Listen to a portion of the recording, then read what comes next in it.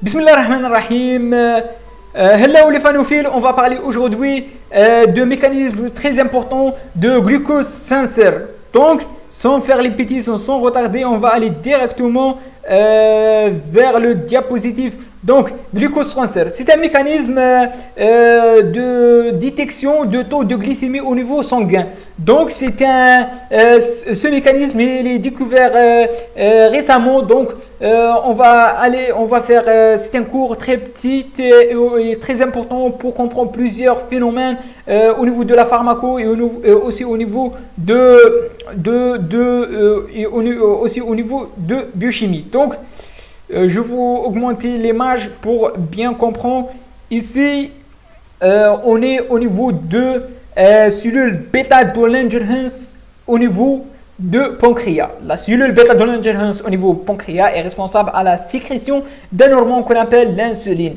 Il contient le GLUT2 et le GLUT2 et un enzyme qu'on appelle la glucokinase. Ce n'est pas l'exokinase qui est trouvée dans la totalité des cellules, mais la glucokinase qui retrouve ces deux choses, GLUT2 et glucokinase, retrouvées au niveau du cellules bêta-2-Langerhans et seulement au niveau du foie. Donc, le foie est sur le bêta-2-Langerhans. Donc, l'arrivée du glucose va entrer par le GLUT2 ici. Lorsqu'on a une hyperglycémie, donc il arrive beaucoup de glucose. Beaucoup de glucose va entrer par le GLUT2. Le GLUT2 par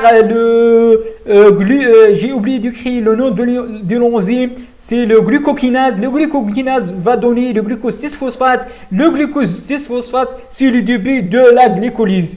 En fin de la glycolyse, on trouve la substance de pyruvate. Le pyruvate va entrer dans la mitochondrie et précisément dans un cycle qu'on appelle le fameux cycle de Krebs. L'acétyl-CoA dans le cycle de Krebs va faire des réactions pour donner le NADPH, le FADH et de l'ATP. Cette NADPH, NADH et FAD va entrer dans la chaîne électrique pour transmettre l'énergie et produire l'ATP. Donc l'ATP, le fameux ATP, la monnaie d'énergie de la cellule, va inhiber la canal potassique. L'inhibition de la canal potassique va faire une dépolarisation. Cette dépolarisation est responsable à l'entrée de calcium à l'intérieur des cellules de bêta-2-Langerhans. Cette entrée de calcium va aider à la fusionnement de vésicules qui contient de l'insuline et qui va entraîner une libération de l'insuline. Donc, je vous répète brièvement, le glucose va, lorsqu'il y a hyperglycémie, donc beaucoup de glucose va entrer dans le glucose, le GLUT numéro 2, le glucose va subir une phosphorylation par glucokinase qui va donner glucose 6-phosphate, le pyruvate entrer dans le cycle du Krebs va produire par des réactions, on va finir par production de l'énergie va transformer dans la chaîne électronique, dans l'ATP. L'ATP va inhiber le canal potassique, donc dépolarisation, entrée du calcium, libération de l'insuline. Donc l'intérêt, on a ici, on va comprendre plusieurs choses. On va comprendre par exemple si on a une